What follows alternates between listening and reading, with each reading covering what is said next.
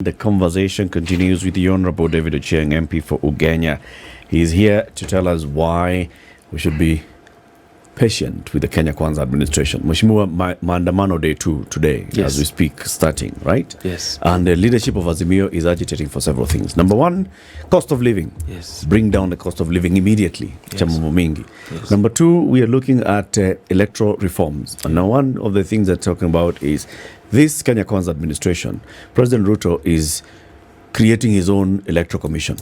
And he should halt this appointment and recruitment of electoral commissioners immediately and include everybody else. Two, reinstate the Cherera 4 into the electoral commission before we have. Number three, open the servers so that we can show you what our whistleblower is saying. 8 million of those votes in there, Raila. Issues of everything else that they're talking about. I mean, return subsidies. Return of subsidies bring down the cost of living. Are these not legitimate concerns? Some legitimate, some not. some hot air. What is legitimate? Legitimate is things like the cost of living. It's run away, really. It's not easy, guys. It's not easy.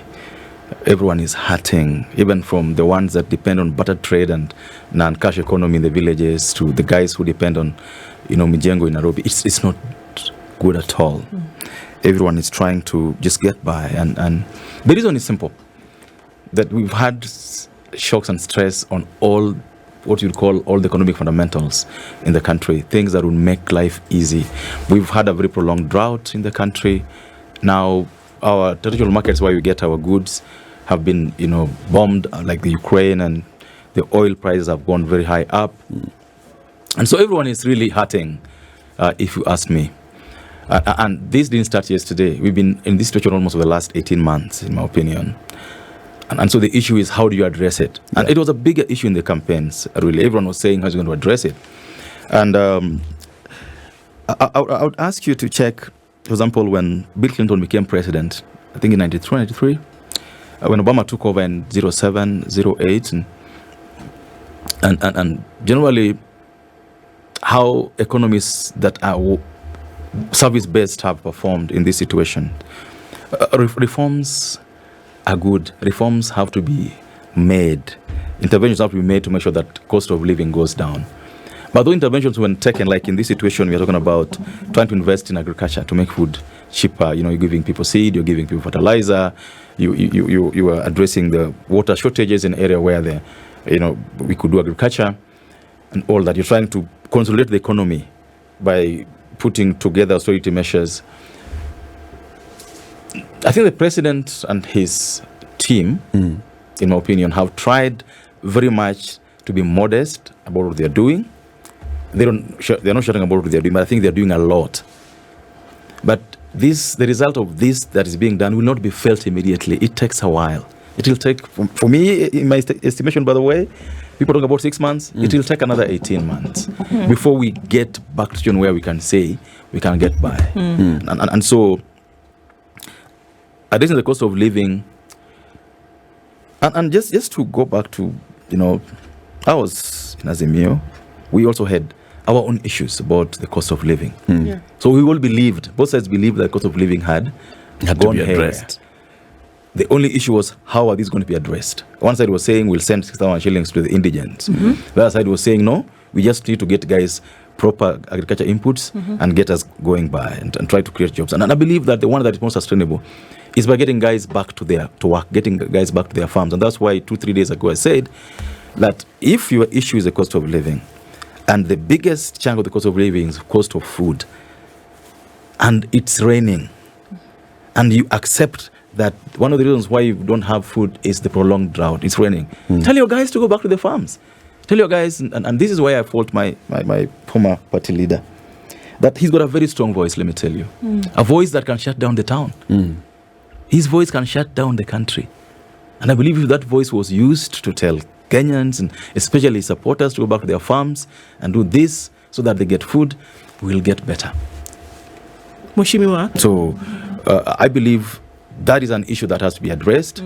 I believe the president of the current government is addressing it. It may not be in the faster way that people needed to have been addressed. And I see it in the budget committee now. Yes. And I've seen the figures, the kind of monies we are paying for some of the maize subsidy. 8 billion paid over a period of 6-7 months. But no one saw the maize. If anyone saw it, was supermarket had maize for one hour, then it's gone. It's closed. It's like happy hour, guys. After 1 hour, 2 hours, it's gone. Yeah. And that would be in city centers. What about the villages? How did it work? So that's why I said no. Put this money in production. So do you think then, based on what you're saying now, that, look, you've said a number of things then that are elements for a particular recipe. Raila Odinga having the kind of voice, the potency of his voice in this country. Yeah. Number two, then, certain elements that were needed for some kind of development to happen, then now are available, isn't it? Yes. Do you think then that the mass action or the decision that he's taken, together with other members, because we think it's just him, but no, I mean, look, there are people who are surrounding him, right? Do you think that this is misguided? No, it's a political protest. It's not a demonstration as such. It's what he's done is to take our problems that we all face genuinely to push for his political cause, and that's where the problem is. So is he being disingenuous? Definitely, because I mean, these are issues that even if he was president, he would face. He would have to contend with. The issue that Kenya faced today, even if he was president, he would have to contend with them. My issue is that this, unless you're looking for revolution for the wrong reason, you basically are blackmailing the country that everyone is hurting, and so take this anger, channel it elsewhere, not to the places where you should be channeling it to. For me, that's the problem we have. I have no issue with picketing. I have no issue with demonstrations at all. But let this be done for the right reasons. But since when have political reasons been anything other than political reasons for doing things? When is it that economic hardships in a political arena, when has it not been used for political gain? I mean, if the ammunition that you need to further your cause presents itself, why should you not use it? No, I agree. That's what I'm saying. I mean, that's what I'm saying. I have no issue with the demonstrations per se. But the issue that they want to be addressed, even him, if he was in that seat, he would face the same problem. Indeed. And so I thought that this is a time we could reason together and say, what is the best thing for us to do to get ourselves out of this situation? Because, Muga, I don't see him achieving the ends that he intends to achieve with these demonstrations. What do you think he wants to achieve? He wants to destabilize the country, cause a revolution, probably get to the presidency that he didn't get. Yeah? So he wants to destabilize the country. So that he becomes president, hopefully. When this guy is toppled, he hopes he can be president. Toppled how? That's the question that we keep asking. Because he says open the server. Which server? Before the elections, Latif, before the elections, Mr. told us there'll be only one server that everyone will access. All of us will access the server. Everybody will access the server. But for example, as a new party leader, he had this advantage that he could not just only access the server, but he had people in this government who could access the server and even interfere with the server. For him? Yes. But he believed that he was going to be announced president anyhow, whatever happens. And so, and allow me to say this, guys, that there were results being beamed real time. But most media houses were not beaming those results the way they were being beamed from bombers. Some of them were tweaking the numbers, tweaking with the ways they were being beamed. And that's why we had CNN and the other guys calling the elections. But locally, we didn't have any station calling the elections, even when the results were clear. Actually, everyone had access to the servers. Everyone had access to the results. All of us had access to results because the results I was now announced with for MP and for governors, all this, were being put in the same portal. Mheshimiwa, yes, sir. You know, we in the media were beaming those results. You are saying it as though we were not. We did. And at some point, we say we couldn't. We raised the issues ourselves because it was continuous. And then it stopped and we asked, what has happened? We were told that it was stopped because the results were being beamed in a skewed manner. The reason why I brought this in, because I want to move away from this discussion of the server for a simple reason. Yes. Depending on the... Where you belong, yes. Yeah, you're right. It's a no-brainer, really. It's a no debate. It's a no-win as such. It's a no debate, I agree. There is a simple matter here of being in power and being responsible for that position that you are in, and ensuring that whatever you do is presented in a way that the people you represent feel they're being represented. That's true. So the question is this. This Kenya Kwanza government, are they able to do everything within their power to communicate that they are actually representing the people as they ought to? I'm not talking about political promises, as they ought to, because if there is an absence of that, then essentially what you're doing is you're fueling the very person who is opposing you with your own hands. You could be right. But I think, for example, from where I sit in Parliament and leadership of Parliament, we've very much communicated to the country what we think the Kenya Kwanza government is doing to lessen the pain and to invest in lowering the cost of living. Okay. The thing that you're talking about is that today, this is where I think some of the agitation comes in. And that is why you will see that many people then will throng because they feel it. At the place where people feel it, it is a today problem. And the strategies that are being put in place are things, understandably so, that will take time to realize. The problem is that prior to this, promises were made, things were said that gave some kind of immediacy to action. That's right. That unfortunately we are not seeing today. So you mix hunger with frustration. It's not going to be very difficult to call people to come out in the streets. It's not difficult. That's true. Right? That's true. Yeah. So here we are saying, look, things are being done. Yes. That's great. But unfortunately, the results are taking long years. The results are taking time. So is it, and if it's not, it's really okay to say that it's not. That is it, it's going to take time. Is there something that can be done in the interim? It's really okay to say there isn't, and we're going to have to hold on a little bit more. But unfortunately, that thing, we're not hearing it. No, I think we just are not being fair on that. This government has said severally. Please remember what I said before that. That prior to that, the promise that was made was that I think there was a Bible, and as soon as it was put down, certain things were going to happen. Yes. And then here we are, 6 short months later, saying, actually, you know what? Maybe not when I put down the Bible. Maybe a little bit longer. And I think that when you combine those two things with the frustration and the high cost of living, and that many a Kenyan is hungry today, this is a recipe, unfortunately. No, it's true, but which is better? To lie to Kenyans that the things you're going to get some omena calf or some sukuma wiki calf tomorrow when you know it's not there. And I think the president has been honest with it. His ministers have been honest that we are in a dire... What exactly have they been honest? They have said that we're in a dire situation. We are taking these measures. They will take a while to bring anything to fruition that will make us feel better. They have said we are in serious economic situations. And therefore the things we promise will take a while to come to pass. Mheshimiwa, you see where this becomes a bit of a problem. Yes. Is when you say that and you also add and say, folks, given the difficult situation we find ourselves in, we're all going to have to sacrifice. It's called belt tightening. That's true. Then we move to the realm of optics. It is very possible we need more cars for the leadership. It is very possible every state department needs a CS. All those things are possibilities. However, against this backdrop doesn't look good of promises, belt tightening, the optics are no correct. You are spending and you're telling us to tighten our belts. On that one, Muga, you are correct, and I've told the president as much that the optics don't look fine with 51 CSs. We've communicated some of this. I don't think I need to leave my head out there when I come here. When you say something right, I have to keep pushing. The optics of how we've done our things so far is not right. People think that we are telling you tighten your belts, and as we are opening up our belts. Sure. Yes, and so that has to be addressed. So you say forward. You've told the president this? Yes. What's his response? No, he says that the things he's doing are to help him deal with the situation that you're facing today.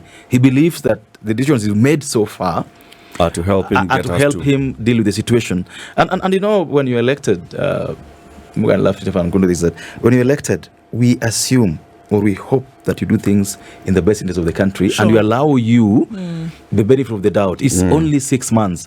I personally am very patient with our president because I think he got into a situation that probably he didn't imagine, and now he has to deal with the reality of dealing with his pledges. They say you campaign in poetry and you govern in prose.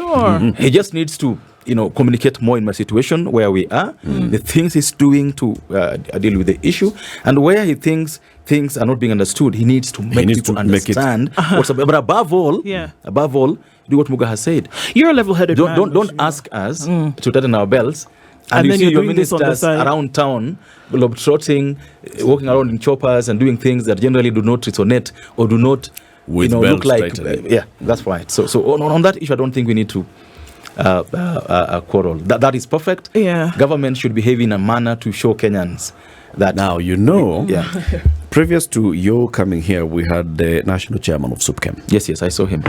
And he had said one of the things that, one of the frustrations, he expressed one of the frustrations is with our legislators, the people's representatives, and saying, recent parliaments are actually failing the people of Kenya by not representing them well, by not ensuring that their issues are properly advocated in parliament. Yeah.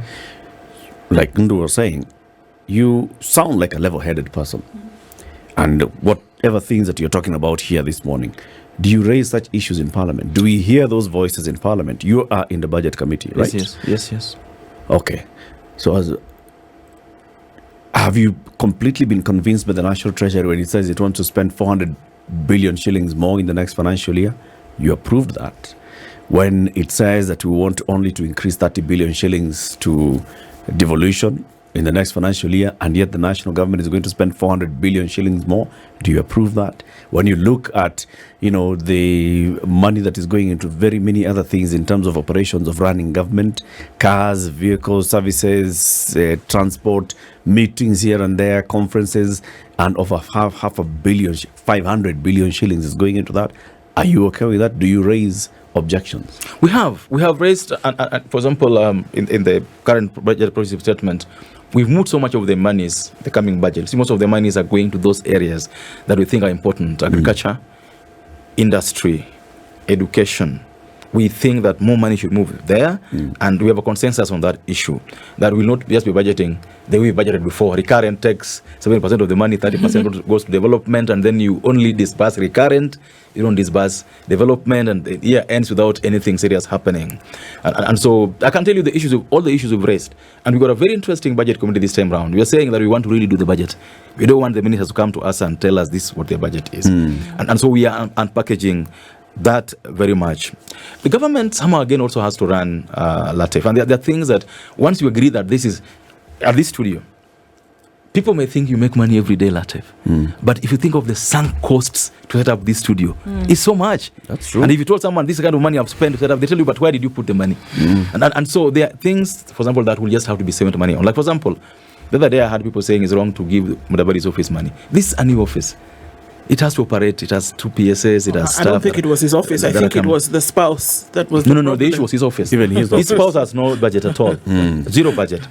So I agree with you guys on the fact that we need to put money where the rubber meets the road. And I think that I would probably want to come back when the new budget is done so that we can discuss on the area that thing. Let me just finish because you asked so many questions, Latif. I'm on that on budget. On the matter, yes. Just a follow-up on that. Yes. President comes into office. President comes to Parliament, says, look, the budget that this Parliament passed last year of 3.2 trillion shillings was actually too much. Yes. We can cut it back by 300 billion shillings, which means in the President's mind, the current financial year's budget should have been 3.2 minus 300, 2.9. 2.8, yes. 2.8 trillion. So the president is operating on the 2022-2023 budget being 2.8 trillion. How can he jump from that budget to 3.6 trillion? Because the economy is supposed to grow. It's meant to grow. The economy is every year by 800 billion shillings. The estimations of by how much the economy will grow. And so the economy is meant to grow by between 5 to 7.5%. Barring so many things that I said should be held constant, like the rain, the Ukraine war, and the rest. So you're hoping the economy will grow by that much, okay? But the biggest place where he hopes to get money from, and this is very important, Latif, is that he thinks that we are not collecting enough in taxes because of corruption, because of so many guys are not in the tax bracket, and because of efficiencies of how the KRA works. And so most of this is hoped to be gotten from plugging those holes where there's hemorrhaging, and so that this money then comes back to the economy. So you cut back 1 year's budget by 300 billion shillings, then you increase the next year's budget by 800 billion shillings. Yes, and then you essentially starve the economy of any cash flow, and then you tax the living daylights out of your citizenry in the hope that you are going to defy all economic odds and you're going to grow your country by taxing the life out of your people. That is how it's done. I don't think so. I think what the president is saying is this: there's no tax increased for anybody in this country. That's the truth. It's just collect. There's no single tax increased. We've not had any law in Parliament, Muga, that says that we're going to increase tax in these areas. No. The only thing he's saying is that those who are supposed to pay taxes who are not paying taxes are going to pay taxes. Okay. Those who are getting waivers are going to have to pay taxes. What he's saying is, we will live by the same rules. What I pay taxes for is what you'll pay taxes for, and everyone else should carry some of the burden so that we then have a responsibility for us growing together. Okay. This is the position. Okay. And I agree with it personally, that let's all of us pay taxes. Okay. And I wish you could see my pay slip. No, but ask your question. Sure, because we're on this day, on this Monday, and this is the thing, that we know that there's a promise of every Monday and Thursday until whatever happens. Yes. Based on the things that you have said, and honestly, having been around this continent, I must say that Kenya is among the top there in terms of the most resilient of people. That if you tell them something, they will go with it. That's true. Right? That's true. If it were you in that position, how differently would you do things? And I'm asking for all honesty and practicality here. How differently would you do things to bring about a change in some of these issues that are being agitated for? I would, first of all, take responsibility as a leader and say that we're in this together, and therefore cut down on government spending. I would do that across the board. I would ask my members of parliament to take a pay cut. I would ask my ministers to take a pay cut. I would ask everyone else who I think needs to take a pay cut. Number two, I will personally sit down with a tooth comb on the budget and remove the fats and remove the bacon from it and move it to where it matters most. Move it to areas that would help Kenyans be able to deal with the cost of living. Number three, where possible, I would cut down, I would give tax rebates to the lowest earners in the country today. But above all, I will invest heavily in agriculture. I will move very fast and very hard on seed, fertilizer, extension services. I would put my money in those areas. And four, I would move quickly to ensure that there's food in the country, even if it means importing. Have a very clean system, very, very transparent system of getting in food.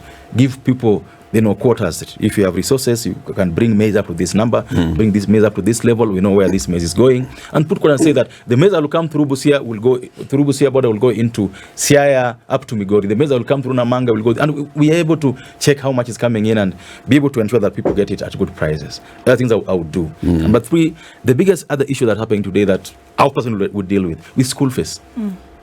I would, if I save monies from the budget, I would put most of that into primary education, secondary education. Try to ensure that parents don't have to pay any money in those two levels, primary, JS, and the secondary school. I would try to ensure that nobody is asked to pay a cent. Children go to school, their parents only have to look for lunch when they go back home or for dinner. Like in Mheshimiwa David Ochieng, all those things that you've said, so those are things that you ought to be doing in Parliament.